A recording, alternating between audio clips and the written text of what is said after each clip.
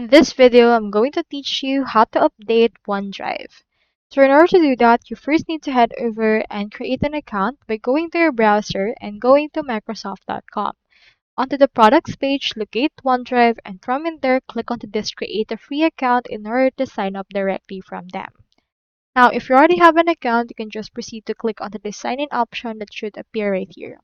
So let me head over and sign in. Now I have right here my actual OneDrive files. Now, if you have OneDrive for your browser, you don't need to sign in or you don't need to update anymore because it's already available there. So if you have OneDrive for your browser, you don't need to update anymore. However, if you have OneDrive for your actual phone or iPhone or tablet, you can just proceed to click onto the search bar on your Play Store or App Store and search right there for OneDrive. So once you have searched for the application, you should be able to find an update option. So for that, proceed to actually go over and then update it directly from there.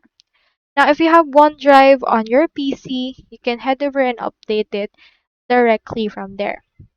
So typically, OneDrive for PC is found on your File Explorer. So it also automatically updates in the background. Often, the update is applied the next time you restart your computer. So what you can do is you can head over to the Windows icon on your PC, and then from in there, proceed to click and then head over and then restart your computer from there. You can click on this and head over and then restart. So the Sync application checks for updates every 24 hours it's running, and there is also a scheduled task on Windows to handle updates even when the app isn't running. So that's some things to take note about. So that's all there is today, and I hope this video successfully helped you out.